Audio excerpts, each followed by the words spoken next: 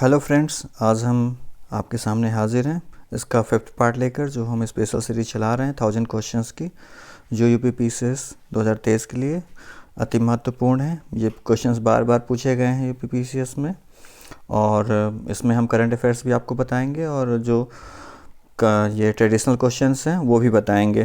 तो आज ये हम लोग 5th पार्ट स्टार्ट कर रहे हैं। आप हमारे चैनल को सब्सक्राइब कर सकते हैं, टेलीग्राम में हमारे ग्रुप के साथ जुड़ सकते हैं। जो आज 41st क्वेश्चन है, एक्चुअली हम 1 से 40 तक क्वेश्चन कर चुके हैं। तो जो 41st क्वेश्चन है आपका, वो है दार्शनिकों के बारे में। यहाँ पे 4 दार्शनिक दिए गए हैं और 4 दर्शन दिए गए हैं, और आपको उनको बताना है, क्रम से सजाना है। तो सबसे पहले इसकी एक छोटी सी ट्रिक होती है, अगर आप उसको सीख लोगे तो ये 5-6 दर्शन हैं और उनके दार्शनिक हैं। ये क्वेश्चन अक्सर बार बार रिपीट होता है, तो आप हमेशा वो सही करोगे। तो इसकी सीरीज़ है ऐसी दम सब वीरों में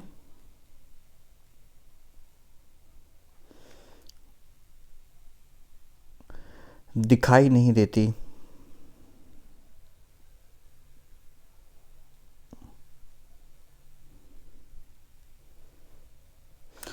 ऐसी मतलब आदि शंकराचार्य, अद्वैतवाद शंकराचार्य, अद्वैतवाद शंकराचार्य।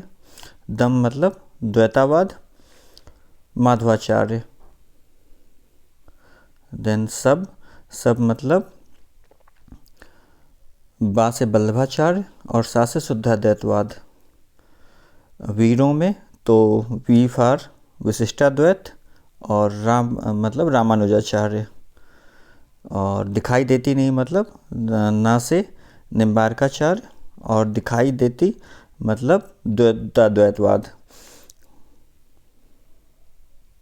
तो ऐसी दम सब वीरों में दिखाई नहीं देती, या ऐसी दम सब वीरों में दिखाई देती नहीं। तो ऐसी आदि शंकराचार्य से हो जाएगा अद्वैतवाद।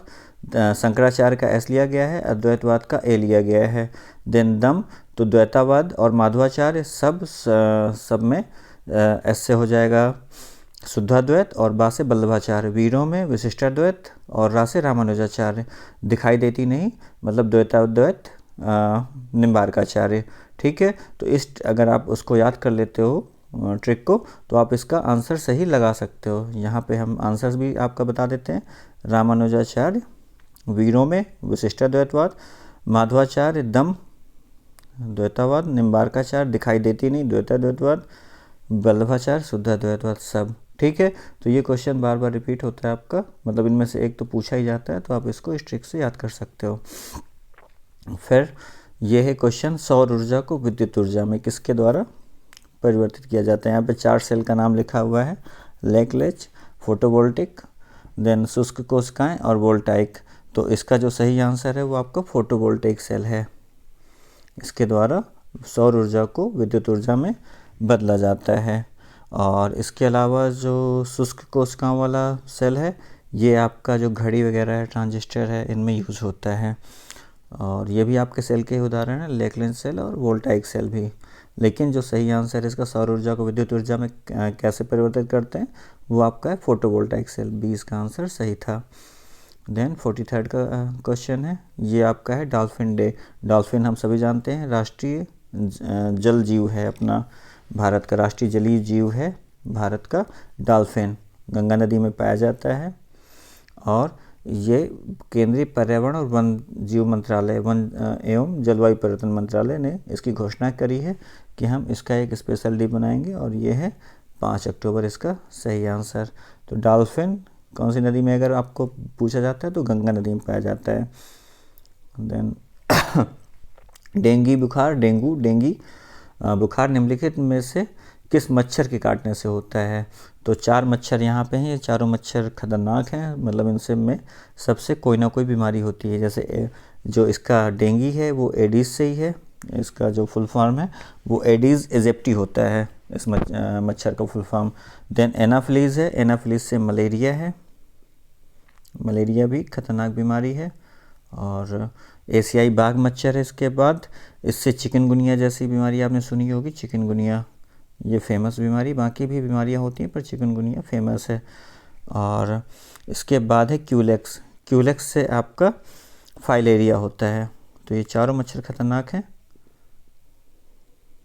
क्यूलेक्स से फाइलेरिया, एशियाई बाघ मच्छर से चिकनगुनिया, एनाफिलिस से मलेरिया और एडिस इजिप्टी से डेंगू बीमारी आपकी फैलती है।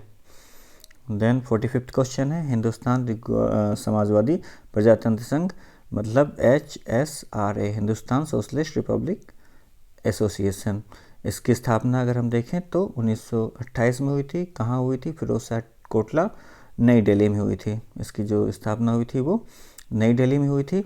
और इसके संस्थापक सदस्यों में आपने जो फेमस लोग हैं उनके नाम तो आपने सुने ही होंगे, जैसे चंद्रशेखर आज़ाद हैं, भगत सिंह हैं, राम प्रसाद बिस्मिल हैं, या फिर अशफाक उल्लाह खां हैं। लेकिन इसके अलावा भी जो हैं इसमें जो ऑप्शन पूछे गए हैं इनमें से कौन सा सही आंसर है? तो इसके लिए आपका जो सही आंसर है वो है यतीननाथ, अजय घोष, फणींद्र घोष। ये मतलब इसका इनमें से जो दिए गए विकल्प हैं ये इनके नेता हैं मतलब और संस्थापक हैं। उसके अगर आपको फेमस पर्सनालिटी जैसे पूछता है तो आज़ाद हैं, भगत सिंह हैं, बिस्मिल हैं, अशफाक उल्लाह हैं। ये सारे हिंदुस्तान सोशलिस्ट रिपब्लिक एसोसिएशन से जुड़े थे और इस संगठन का जो उद्देश्य था वो देश को समाजवादी प्रजातंत्र बनाना था। और वर्तमान में भारत समाजवादी और प्रजातांत्रिक देश है ही हमारी प्रस्तावना के अनुसार। तो अब 46 क्वेश्चन, इसमें राज्य हैं और विधानसभा के सदस्यों की संख्या है। जैसा हम सभी जानते हैं कि हमारे देश में कानून है कि किसी भी राज्य में 60 से लगा करके 500 सीटें हो सकती हैं विधानसभा की, जितना उसका आकार या जनसंख्या है। मतलब मिनिमम किसी भी राज्य में 60 सीटें होनी चाहिए और मैक्सिमम 500 हो सकती हैं। वैसे मैक्सिमम का कानून जो नियम है वो तो सभी में फॉलो हो रहा है इस समय वर्तमान में। यूपी में मैक्सिमम है 430, ये मैक्सिमम संख्या वाला है, और बाकी सब में कम है। मतलब 500 वाला नियम कहीं नहीं टूट रहा, पर जो 60 वाला है उसका नियम कई जगह टूट रहा है। यहाँ पे जो सबसे पहले गलत आंसर है वो हम देख लेते हैं। ये 62 नहीं है, यहाँ पे मणिपुर में 60 सीटें हैं। 60 मतलब जो वो सीटें जो संविधान द्वारा न्यूनतम डिसाइड की गई। जैसे गोवा है, गोवा पहले यूटी था, अब राज्य बन चुका है, लेकिन वहाँ पे अभी भी जो विधानसभा सीटें हैं वो 40 ही हैं, वो भी 60 से कम है। ठीक है, तो इनमें से कौन सा सही सुमेलित नहीं है? तो सही सुमेलित नहीं, तो आपका मणिपुर सही सुमेलित नहीं है। देन 47वां क्वेश्चन है, प्रकाश रासायनिक धुंध, इसमें से ये 4 ऑप्शन दे रहा है कि इनमें से क्या होता ही होता है।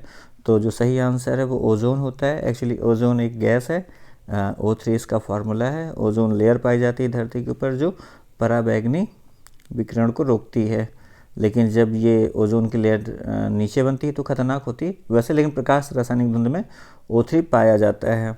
और ओजोन एक नाइट्रस ऑक्साइड होता है एलिमेंट, तो उसके साथ ही क्रिया करती है।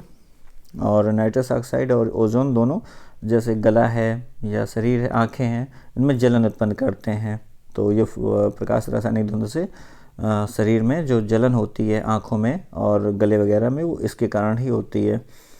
फिर यहाँ पर 4 मात्रक दिए हुए हैं, एसआई मात्रक, और 4 इनके वो हैं कि मापेंगे कि जिसको, और इसका उसका एसआई मात्रक क्या है।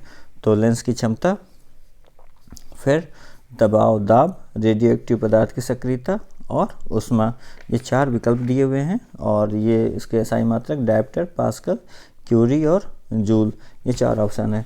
तो रेडियो एक्टिव पदार्थ की सक्रियता ये सब क्यूरी है। और एक्चुअली है क्या कि मैडम क्यूरी ने इसकी खोज करी थी।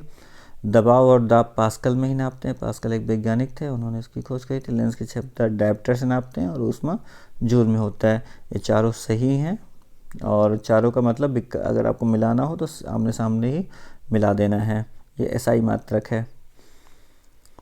फिर निम्नलिखित में से किस स्तूप में आर्यक स्तंभ वाले मंच की विशेषताएं मिलती हैं? तो आर्यक स्तंभ, एक्चुअली आर्यक मतलब होता है पूजनीय, जो शब्द होता है उसका अर्थ होता है पूजनीय। ये 5 या 4 स्तंभ हैं जो अमरावती में बने हुए हैं, और आर्यक स्तंभ अमरावती में है। और फिर ये 3 और विकल्प हैं, घंटसाला, बोधगया, नागार्जुनी कोंड। तो घंटसाला जो है आपका वो भी अमरावती के पास ही है। बोधगया बिहार में है। अमरावती कहाँ है? अमरावती आंध्रा में है। आंध्र प्रदेश में है। नागार्जुन कोंडा, ये भी नागकोंडा एक वर्ड होता है, कन्नड़ा वर्ड है, और जिसका अर्थ होता है पहाड़ियाँ, और नागार्जुन एक भिक्षु हुआ करते थे, उनके नाम से ये नागार्जुन है। तो अगर ये जो क्वेश्चन था कि किस स्तूप में आर्य के स्तंभ वाले मंच की विशेषताएं मिलती हैं, तो वो अमरावती इसका सही आंसर है। देन 50वां क्वेश्चन है, और ये है पेशा के बारे में, panchayat extension to scheduled areas.